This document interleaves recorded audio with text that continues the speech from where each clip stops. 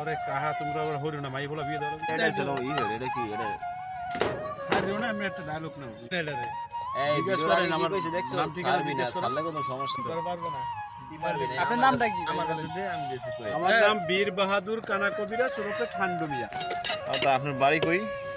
বাড়ি আমার পিরিজপুর, বেশি আমি গটি গরম চানাচুর, যে না খাইছে সে সারা জীবনের মনে করছে অনেক ভুল। বর্তমানে আছি রসে ভরপুর, যার নাম মাদারীপুর।